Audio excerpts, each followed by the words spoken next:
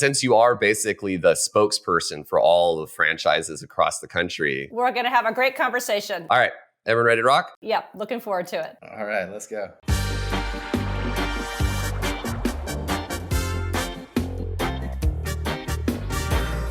Welcome to Find Your Freedom, the best entrepreneurship podcast.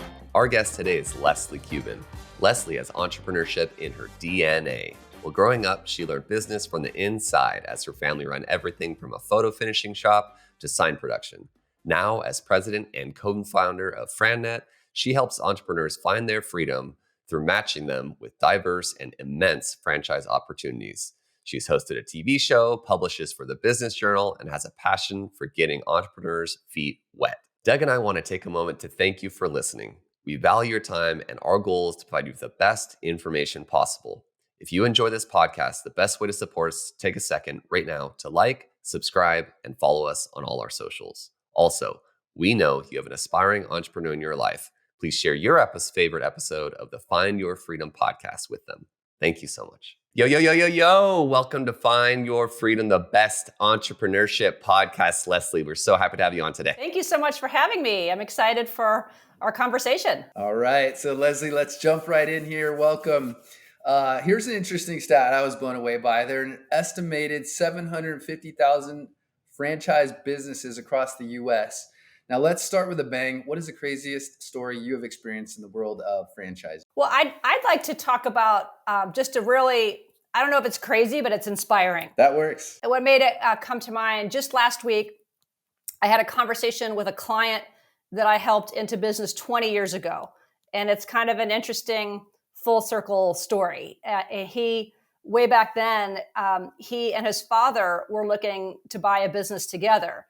And they're both seasoned executives, high income, earning global leaders in what they were doing. And they wanted a family business that could support all of them.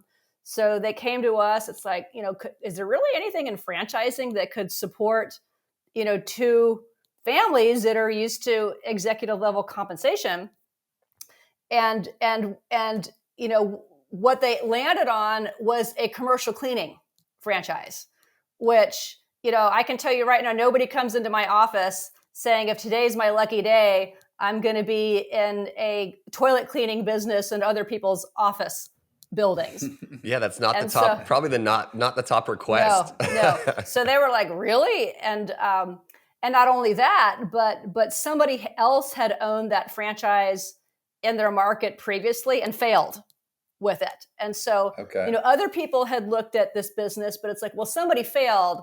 There must be something wrong with the market, something wrong with the brand, all these reasons why that would not be an opportunity to look at. But these guys did. They didn't let that, somebody else's lack of success cloud their vision of what their success could be with the business. And fast forward 20 years later, they own 5 markets. They're acquiring others.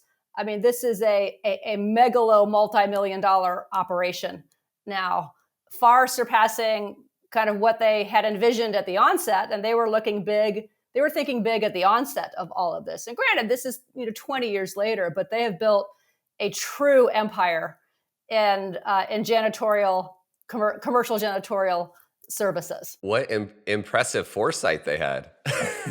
They saw something where nobody else did. And, that's a big part of what entrepreneurship is, I think. And the other thing that seems to come up quite a bit is you don't know what you can accomplish over a 10, 20-year period. I think a lot of people come into entrepreneurship and want to be an overnight success. And, usually doesn't work that way. But if you grind at it for 10, 20 years, amazing things can happen. Now, we digress. So in your words, what does a franchise even mean? Can you explain that for our audience? So I think a good place to start is just some basic definitions. So in any franchise relationship, there are 2 parties. There's the franchisor, and the franchisor is the parent corporation, the mothership, founded by an entrepreneur and grown their company and then realized they want to scale their business with other entrepreneurs who are the franchisees. So there's a basic exchange between the franchisor and the franchisees. The franchisor has developed a successful business model in an industry. They've packaged it in a way that somebody else who probably doesn't know anything about that business can learn that new business via a playbook, via a detailed step-by-step with all the vendors in place, all the way you market that business, the way you hire employees. I mean, good franchise systems are offering a very sophisticated and detailed execution plan for somebody who's never been in that business, never owned their own business, period, before, in many cases, to be able to, in a pretty predictable way, get up and running and hit benchmarks of success in a predictable manner. So the beauty of franchising is taking guesswork out and unpredictability out of starting a new business. And the exchange is, I mean, you pay for that. So there are franchise fees, there are upfront fees, there are ongoing fees that a franchisee would pay to the mothership, the franchisor. So that's the basic definition is if I'm buying a franchise, I'm paying a one-time upfront fee. I'm committing to standards as to how to run my business. And there are ongoing fees that I'm also contractually committed to pay to the franchisor. So that's kind of the basic business exchange there. Got it. Okay. Now, talk to us about what you do with FranNet. I know you focus a lot of your time in the franchise world. What do you do with FranNet? So FranNet is a national organization, international organization. We've been in business for 35 years. I've been a member of the group for 24 years, and we're a coast-to-coast network of very experienced franchise consultants. Many of us have owned franchises, been executives of franchise companies, and now we help other people learn how to be successful as franchise owners. So the simplest way I can describe our process with people is our clients are usually people who've never owned their own business before. They're oftentimes corporate managers, corporate executives, maybe families looking to start a business together, but they're raising their hand and saying, I know I want to own a business, but I don't know what. Like, I'm not married to having a business in this certain kind of industry. I just know that I want to be an entrepreneur and I want to be my own boss and grow something that's mine, do something that I enjoy and that I'm proud of and gives me a lifestyle that I'm looking for.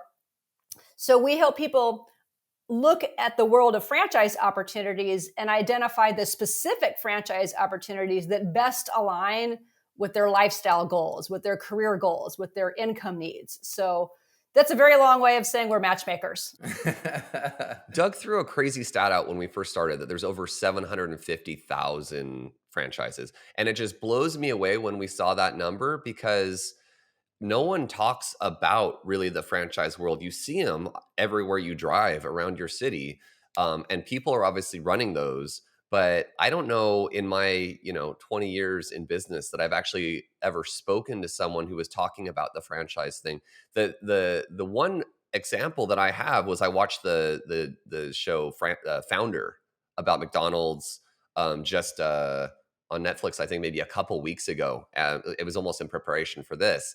Because I think that gave a little bit of a sneak peek behind. I was wondering if you could tell us just a little bit about that world. I mean, the number's huge. How realistic was that movie if you did see it? And if not, it sounds like your initial description is that the franchises are basically giving you the playbook and then you're paying a fee for that playbook, but it's kind of a safety net for people who haven't done this before. Can you give us a little bit more color around all of that? Absolutely. Well, and you've touched on something that I find as part of my conversations with people every single day. So when we hear franchise, we think franchise, you think we're going to be talking about food and restaurants and fast food, right? Yeah, Domino's is what comes to mind for me, like Domino's, McDonald's. Every Subway, Arby's, Wendy's, Chick-fil-A. I mean, that it's like the immediate assumption is we're going to be discussing something in food service of some kind. And that number that you saw, that's franchise units that are out there. So I'm going to give you a different number. So in North America, the United States and Canada, there's roughly 4,000 franchise brands. So 4,000 franchise brands amounting to 750,000 franchise units in the United States and Canada. So that's an important distinction. It is. So there's, because one brand might have 2 franchises, another brand might have 40,000 franchises worldwide. Absolutely. So I think that's something I would distinguish. But of those 4,000 brands, about half of them are hospitality related. So, Gotcha. And that's the very visible part.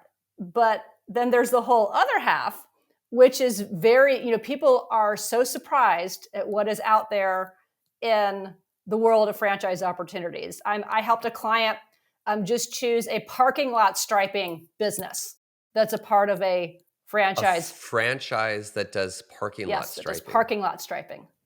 Wow. Yes. Interesting. Yes. That's one you wouldn't expect for sure.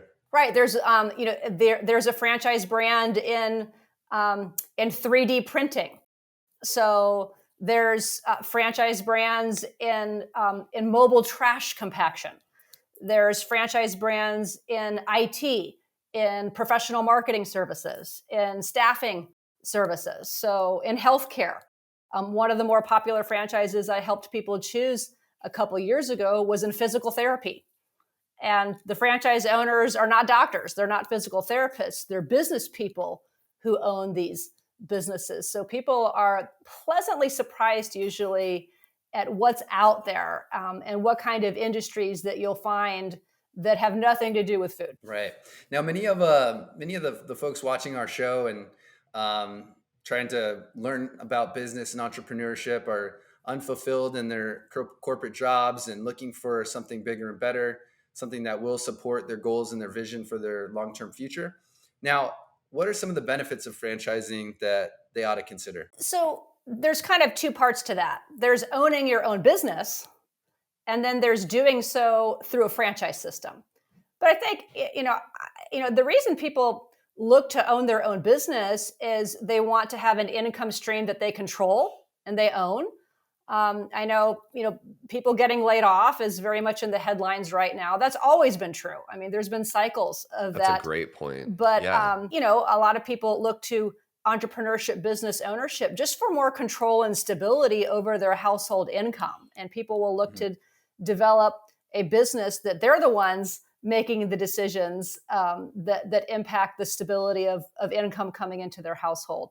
A lot of people want to have better control over their lifestyle. I've worked with a lot of folks who have been road warriors and they're having to get back to that and they don't want to do it. So they wanted to develop a business where they're managing their flexibility and their schedule better with the commitments that they have in their personal life. So, and the reason to consider doing all of that through a franchise is a little bit about what we talked about earlier, that many of these franchise brands, they may have been in business for 5, 10, 15 years, developing their systems, developing their processes, really in a very sophisticated way, refining all the different moving pieces that make that whole business work, so that someone who's never owned their own business before and is completely new to the industry of the franchise can learn something in a relatively short period of time with relatively few mistakes.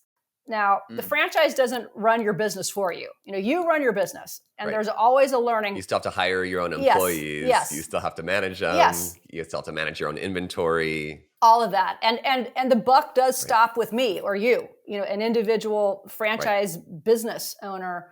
But some of these franchises that are, they're so sophisticated that someone is able to get a business open much faster than they could if they're trying to figure out the real estate. They're trying to figure out, what IT partner do I use? What marketing vendors should I use? Where am I going to get my inventory and supplies for my business? So strong franchise systems, they have that all lined up so that a new business owner is able to walk into that day one. So it can dramatically decrease the setup time of getting that business going. And, a lot of the way we learn is through mistakes. So through the refinement of those business systems, the franchisor has figured out how not to do things. So it also can be a way for a new entrepreneur to do this, but mitigate the risk. There's some things that the franchisor can tell them right away. We've already been down that road. Don't spend money on that. Don't put your energy into that. Put your energy over here, and that will dramatically increase your success rates in your new business. That's super. Yeah, that's super insightful. And you spoke about mistakes there for a second that the franchises have experienced. I've read through your background, and you were basically born into franchises. It's in your DNA. It's in your blood. What is the number one thing that you wish that you could tell first-time entrepreneurs, or tell yourself when you were first starting your first jaunt out into it? What are some of the mistakes that people make early on that you think, hey, don't do this? Here's the top two things that people mess up on when they're starting their first franchise. I think there's a couple of low-hanging fruit items there. Number one is, when I look at the success, when I looked at part of why I was successful was because I'm kind of inclined to marketing. I love marketing. I love sales. And so that was something I naturally focused on. Other people don't.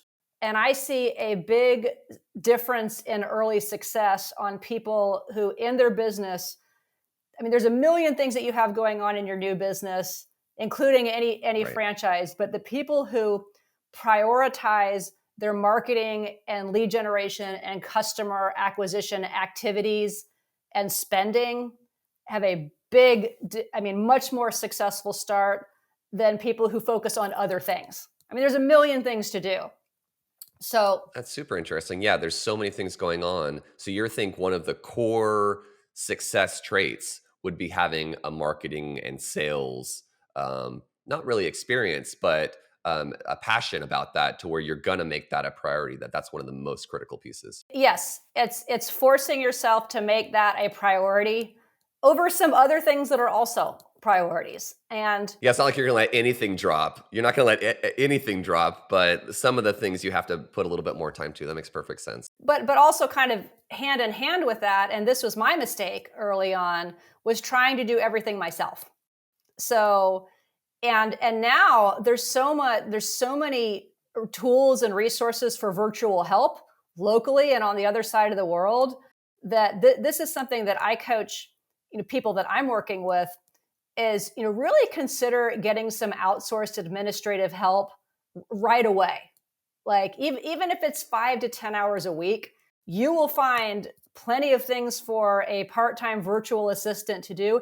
And it might be helping you with stuff in your personal life that can go by the wayside because you're busy starting your new business. So that was something. I didn't hire any administrative virtual help until I was 8 years into my business, and I really had some serious potential, real burnout phases in the first 10 years of my business. And then, boy, life changed when I finally hired a virtual assistant. Just, it was 10 or 15 hours a week, but it made a world of difference. So I would say, looking for ways to delegate immediately rather than waiting like I did years into the future, will allow you to spend your time on the productive stuff, and also just save Right. yourself a lot of stress and heartache of trying to do too much that is just unrealistic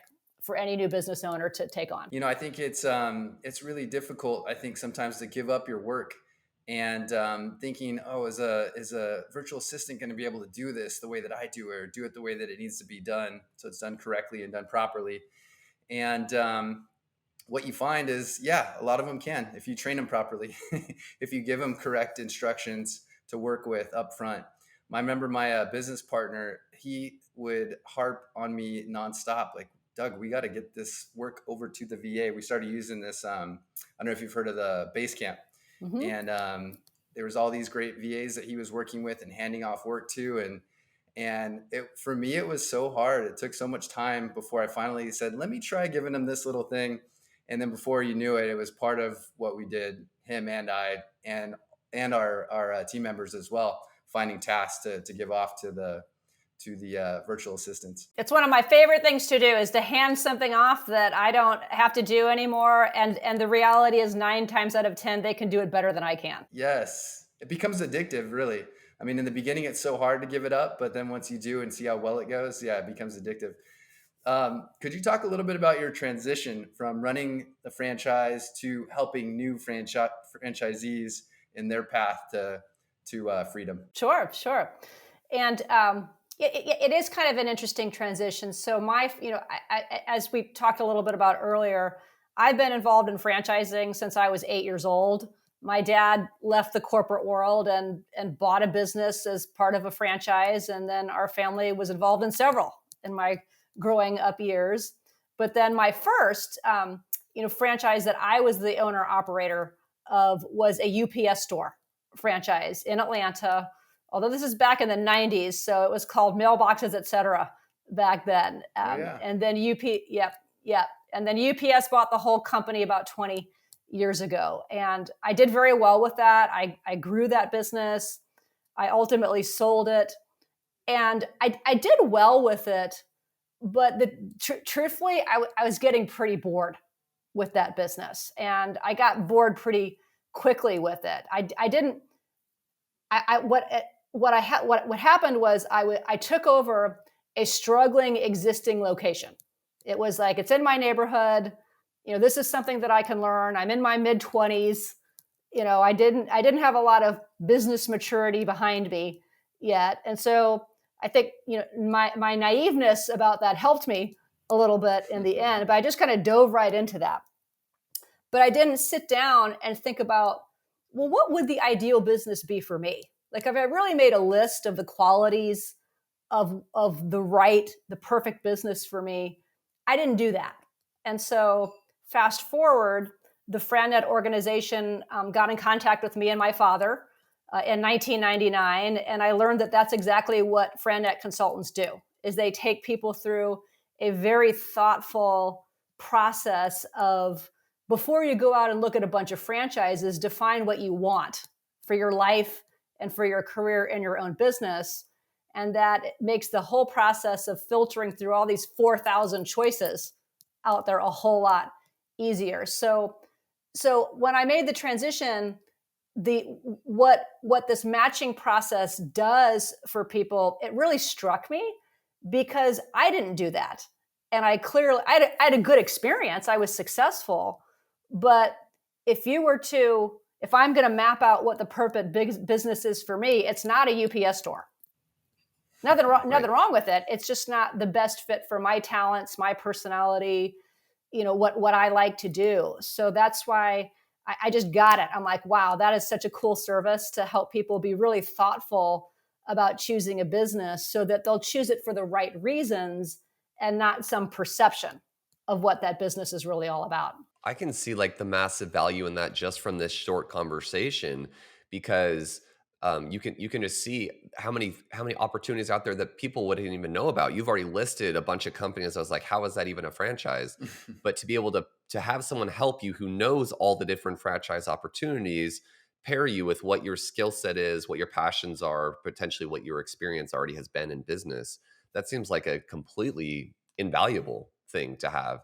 This is something you're going to be paired with. I don't know what the average amount of time people run their own franchises is, like 5 years or 10 years or 20 years before they look to make an escape. It's all over the board. So I would say, so franchises have terms to their agreements. So it's an average term to the franchise agreement is 10 years. And that's another great stat. Yeah, and I've seen people like the story I told you earlier. They're 20 plus years in their business and they continue to grow. They're buying out other markets. Others have a shorter term strategy of like 5 to 7 years. Like, I'm going to get into this business, I'm going to build it, and from day one, I have the goal of selling it for a nice equity value because I've built a business over 5 to 7 years. Others go into this with the hope and intention of having a family member take the business over. So I can't say there's a typical time frame because it really is all over the board, depending on people's goals. Yeah, that's super interesting. And the way that you were able to pair them, do people just reach out to FranNet saying like, "Hey, I'm looking in this area," and then you like say, "Well, here's the list of options," and do like a meeting with them? Can you talk us through how that process works with FranNet? Absolutely, and it's and you've brought up geography, and that is a very critical puzzle piece in all of this. So one of the first, Right. I have clients all over the country, and the first thing I need to know about them is, where do you want to have a business? Is it where you are right now? Yeah. Are you looking to move in 6 months? Because if you're looking to move in 6 to 12 months, then we really need to we need to identify the available options where you're moving in six Right. to 12 Right. months. So, because franchises are localized businesses, and there's usually not an unlimited number of them in a brand. So, the franchise, they may only, like in greater metro Atlanta, a certain brand, they may only want to have 20 locations in greater Atlanta. So as people buy the licenses for those locations, there's fewer and fewer people that can explore that opportunity in that particular market. So it is one of the first things that the responsibility of our role is to be very clear on the geographic area where that person plans to be, so that we can filter what's available and what is not available in and Right. out of their search parameters. Yeah, it seems like the most critical piece at first. Okay. Which you can't tell that online. You can go to websites, but someone may have 2 weeks ago committed to a 10-unit development schedule in a market, but that's going to take 5 years to execute. So you Right. can't necessarily see that on any website. So that's where having, I guess I'd call it, a pretty robust insider information about what is actually happening with development of these brands Right. is where a consultant like myself can be helpful to people trying to figure out. And then you also have the knowledge about which brands are on the rise, which brands are going down, where the trends are. Mhm. This isn't one of the topics that I had planned on asking, but it's like such in the news right now. Is there very much action right now with franchises doing robotics or AI that you're aware of? It seems like that has to be something that's moving forward. Well, it's certainly in franchise operations. So now, is there a brand around, chat, oh gosh, chat GPS, Chat yeah, GPT. GPT, Yeah. yes. So, I mean, that's all the rage in franchising right now. In terms of marketing, content generation, franchise development, scripting, but that's in the operations of franchises. Is there a service out there around that? Not quite, because that's changing so quickly that you can't. Yeah. I mean, what makes growing through franchising work is when it's a pretty stable service that you can create an enduring model. So with IA that's changing every day, Yeah. it would not be appropriate for a company in the AI space to try to use franchising as their growth strategy. That just wouldn't make Yeah. sense. Right now, it's more of a tool. Yeah, it's a What tool. about robotics? How long do you know how close we are to a hamburger company being robotic ran or pizza? Or I Yes, mean, I just feel like there's there's a lot of there's testing. There's testing dominantly in the food service industry, where I think the future of what that's going to look like is you're going to see really niched down food concepts where they only have a few, much smaller number of specialized menu items. And yeah, with all the labor challenges, particularly in hospitality industries, there is a right. lot of investment in at least in partial human replacement with robotics. How far away do you think that is? And what do you think would be the first ones to go?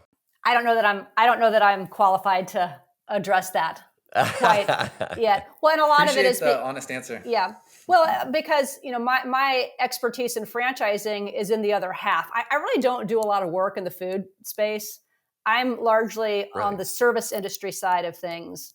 But we definitely see robotics and technology education, particularly for kids. There's a number of growing franchise brands that are teaching STEAM education to kids of all ages. So that's where I've seen the largest presence of that. Yeah, my daughter just did ninja coding Yeah, or yeah. something. I think that's one Hmm. of the really fast growing Yep, ones. Yeah, I can see how that would be. And I hadn't even thought of that as a yep. franchise, but I do remember them saying like, yeah, we're opening like 20 locations in the next month, and I was blown away. Yes. So that's like that would be Code Ninjas or Code Whiz or Yes. Challenge Island. Yep. There's a number of different flavors of STEAM education, and that's where I would say it's showing up the most right now. Got it. One of the things we really like to do on this podcast is highlight some of the big challenges that people have gone through in their career. Is there a certain either low point in your career that you thought would be good to highlight for the audience, or from one of your franchisees, one of your clients that you think is kind of common that would be a pitfall that you think some of the new entrepreneurs or aspiring entrepreneurs should look out for? Sure. So I think, I shared my story earlier that I hit, I mean, some pretty Yep. critical burnout walls where I was considering leaving my business about 7, 8 years into my business because I was, taking on too much myself. And that was also a time when, these new tools were starting to come out. When I first started my business, we were faxing documents, with my on my dial-up internet, right? My Yeah, phone talk about line. time consuming. Yes. And there was no social media, there was no LinkedIn, there was no Facebook, there was, none of that. And then these, avenues of marketing and communication are rapidly unfolding and you can't just ignore them. So that was a part of that timeline for me as well, is there's all this new stuff that you have to learn and I'm trying to learn it myself and you just Right. can't. So it goes back to the That's the entrepreneur thought process. I got to learn this myself. I have to become an expert. When you first said the virtual assistant thing, I think something that came into my mind a few years ago when I first heard that, and I think a lot of our audience is dealing with that challenge. It sounds like, oh man, like how would I even find a good one? How do you know that you can trust them? Can you talk through your experience a little bit more on that? Who you recommend, who you've used, any companies, and best practice? so way back when, I've had the same first virtual assistant that I hired like 15 plus years ago, and I found her through networking. Like I would say, if you just start, this is not a hard resource to find. You just start asking people. I mean, you just, who do you know who's in business? Ask them about virtual help that they use, how they found it. I'm a member of Entrepreneurs Organization. I've been a member of WPO, Women Presidents Organization, and just in quick conversations with other entrepreneurs, you'll land on how to find these resources easily. Very cool. If you had to narrow it down to one skill that made you successful, what do you think that would be? I think listening. In my world, in my line of work, you know, starting a business is a very exciting prospect, but it's also very vulnerable. It's exciting, but it's really scary, especially for folks who've never jaunted into this. They've dreamed about it. They have a certain fantasy about it, and the responsibility of my role is to be very realistic with people, and so you have to really know how to ask and listen for what people think this is about, and then also have to be very professionally and kindly but directly helping people understand that sometimes their picture of entrepreneurship and the reality of entrepreneurship doesn't quite align. So Yeah. Little um, disconnect there yeah, usually. Yeah, I so agree. so so so listening and really listening about where people are coming from, what their perceptions are, and what they want for their lives. One has to really be able to do that well to be able to advise people appropriately on what they should or shouldn't be considering here. So I'll just chalk it up to listening. That's a great one. I remember back my very first sales training back in college. I remember the four words were ask questions and listen, as just the basic foundation of successful sales. So that does give a great insight into how you've had so much success in your long career. So I had one that I wanted to bring up with you. I recently listened to a well-known real estate investor who's kind of operates in the same world that I do with distressed assets, but offering home ownership opportunities to lower and middle income families across the nation. And he did a presentation at this trade show and was talking about how he had created this franchise model. And when he was talking about it, I had never thought about or dreamed about taking my company and business and making a franchise model out of it. I think what you spoke about earlier about how when you think of franchise, you think of fast food. That was kind of how I had thought about it. And so when he said that, my gears started going, and I thought, wow, you could take a real estate investment company and make it a franchise. So what I wanted to ask was, I'm sure you have kind of set ways of going about it for, your system that has, worked as you've been running your company. But if you were advising me and I'm saying, I come to Leslie and I say, I want to take our real estate company and make it a franchise, what would be the first step that you would recommend we take if we were considering that? So I would have some questions for you first and foremost. And I do get a lot of these calls. I get a lot of, I thought you might, calls from entrepreneurs. Yeah, get him, Leslie. Get him. Well, and to be very frank, Doug, most of the time they're short conversations. There are a lot. Franchising your business is it is a regulated and expensive undertaking. And so, and I'm not saying this is you, but a lot of these people who call me, they're looking at franchising as a way of raising money. And that is the exact opposite of what franchising your company really is all about. So the questions I have for entrepreneurs thinking about scaling through franchising is, I want to understand their proof of concept. How long have you had your operation going? Have you already duplicated it in other markets? So it may work well where you are, but is it going to work well in a Midwestern market or a Southern market? Does it, running a business in a small community may have very different dynamics than trying to run that same business in a larger metropolitan area. And so these are some of the mistakes that we've seen people made. The entrepreneur, they started their business in a 500,000 population, and then they try to translate that to a 5 million population market.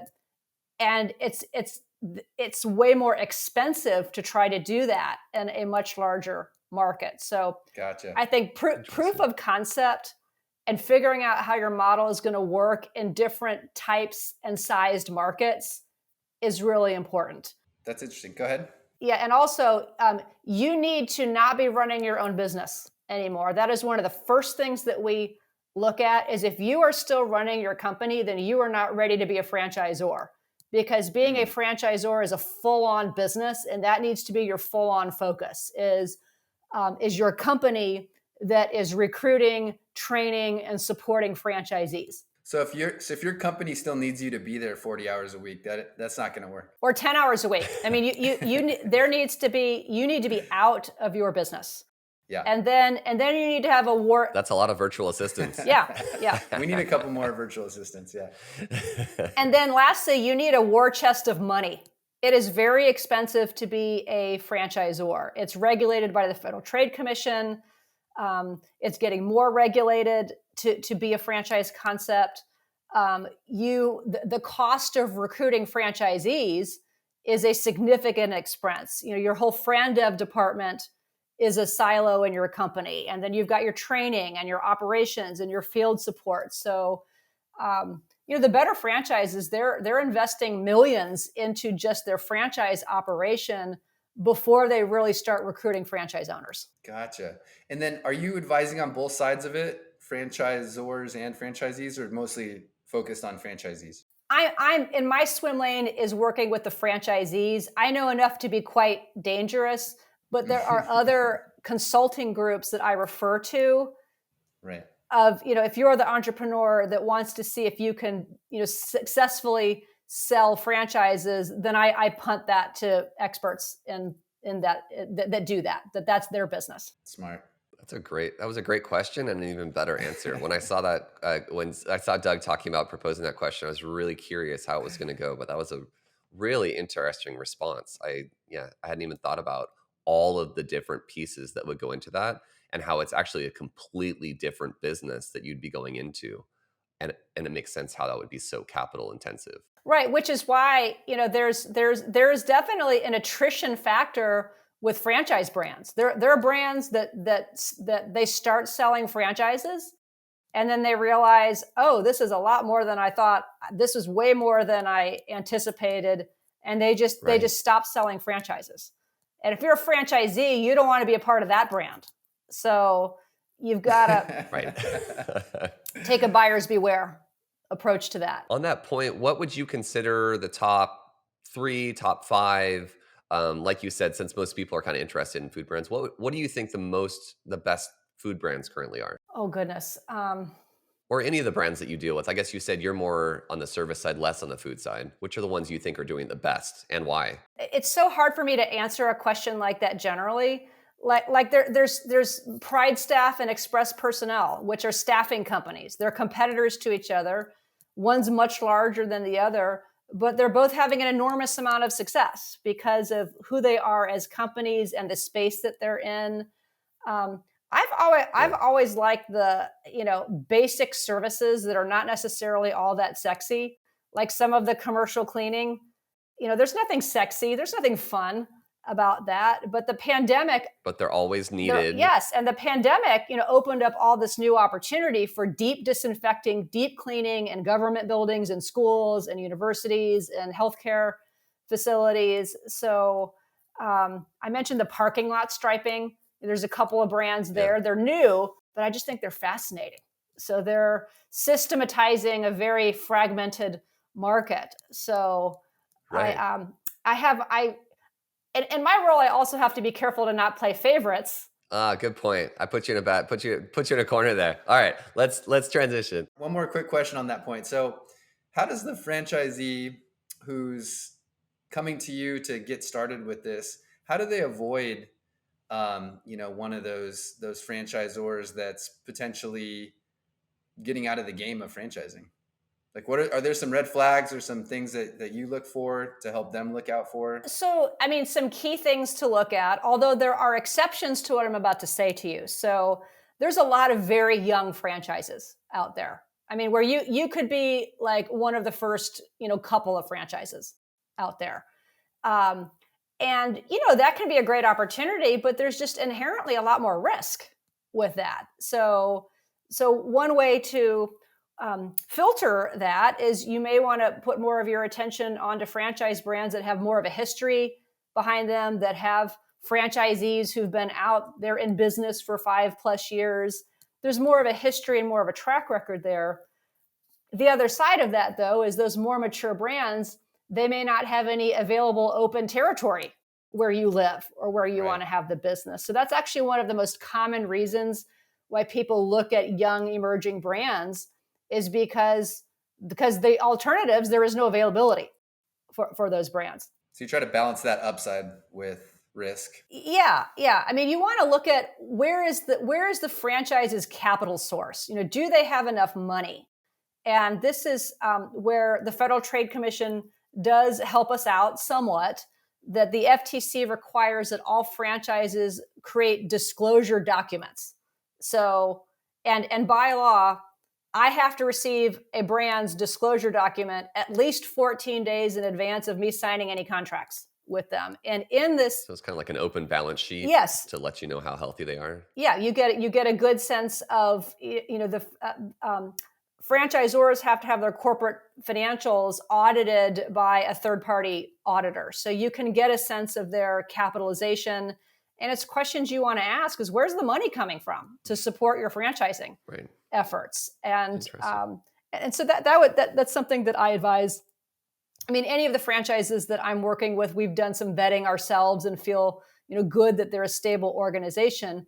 But still, it's a question that any prospective franchisee should be asking. Gotcha. A little bit more big picture question here. Entrepreneurship means so many different things to so many different people. Can you define it for you? What does entrepreneurship mean? Freedom, creative freedom, lifestyle freedom. And that's not to say that, I don't work a lot, because I do. I love to work, and it feels a lot different when you love what you're doing. But I'm the one who dictates my own schedule. And that's probably the biggest benefit for me is I am in control of my time. I am in control of my calendar. I don't have anybody else telling me how much vacation I can take or asking permission for when I'm going to take it. And that's a beautiful thing. So I love that. That's a really good response. the freedom aspect that you can enjoy when you're your own boss. We're right there with you. I can't see myself ever going back. Yeah, I totally agree. Yeah, you still end up working a lot. That's not really the reason that you should be getting into it, but you're working for yourself. You're the one that's getting the equity, and you're able to decide when you want to be working. I think those are all such critical pieces. What was did you ever receive any advice that really impacted your life, or was there any advice that you think that most people should hear when they're talking about being an entrepreneur? So I remember this very viscerally. I was on an airplane and I was reading Cheryl Batchelder's book, and I can't remember the name of the book, but she used to be the CEO of Popeye's Chicken, and she wrote a book about servant leadership, and she was talking about her story and how they really transformed the whole Popeyes organization. And there was this one line in her book, and I'm not quoting it exactly correct, but the message of it was, being hyper focused on efficiency can kill relationships. And I was just at a point in my business where I needed to hear that. Like I needed that message, that because I'm a productivity geek, I'm an efficiency geek. I just love that stuff. But taken too far, it can poison relationships with the people that you need around you. And so I think personally and professionally, that was what I needed to hear. And I've never forgotten, this was years ago, and I've never forgotten that, how, you're only as good as the people helping you. And you have to really give attention and nurturing to relationships. I love that. Yeah, that actually, just hearing you talk about it really resonates with me. I was kind of putting myself, I started initially in hotel background, super corporate with Starwood, Marriott. But when I went off and worked for an independent hotel company, I was bringing to the table kind of that same regimented, strict, rigid productivity expecting. Number one, I was living on a Caribbean island, so that kind of changed things a lot from working in New York or Miami or LA.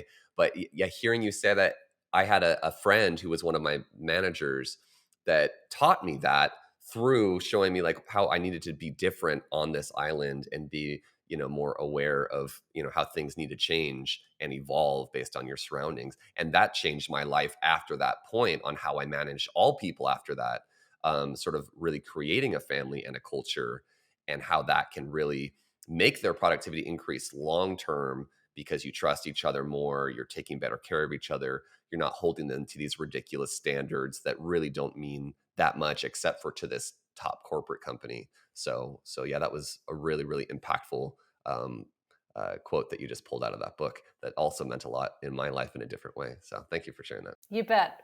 I highly recommend her book. And the Popeyes CEO, that's super interesting. I love that. The one other question I really wanted to get to you before we finish was, what is it that you think is the most misunderstood thing about franchises? I think it's just the span of choices out there. It's what we talked about earlier. People think it's all restaurants and food, but there's this beautiful, diverse world of opportunities in education, in healthcare, in business services, in home services, personal services. So I think franchising just gets bypassed as an opportunity because people just are not aware of what the breadth of choices are.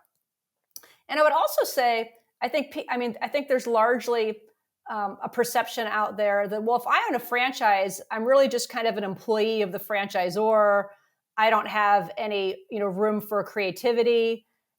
And I would have to say the opposite is very true of that. I mean, yes, there are certain standards and things that have to be complied with, but every franchise out there is a company. They have to evolve in order to stay current and competitive.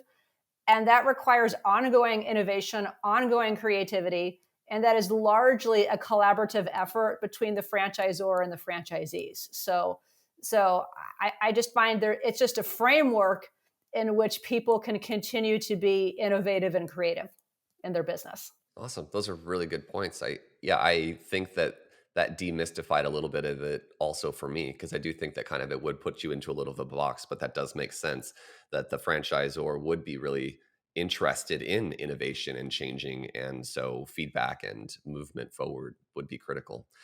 It kind of personifies the entire podcast for me, because I think this was probably the most interesting podcast personally for me, because I knew so little about the subject, and you've like added so much color and facts and details to where I'm leaving this podcast now really like feeling like I have a much better understanding of a huge piece of business that I literally had no experience about. So we really, really Oh, appreciate good. you I've coming done on my today. job, so I feel proud of Yeah. that. Nice to come learn a few things today.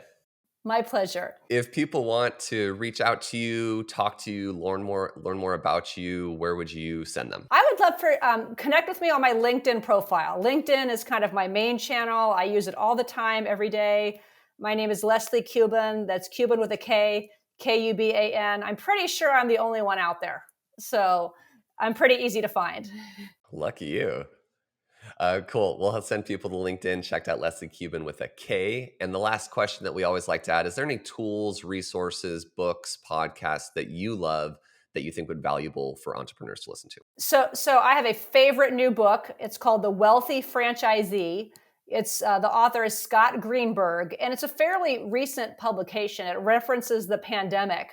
So it's been published since COVID joined the party here. And I think he was a very successful edible arrangements multi-unit franchisee, and he just nails it. He's right in the bullseye as to why some franchisees are superstars, extremely successful, and then others are not, even though they're in the same franchise, the same brand, the same training.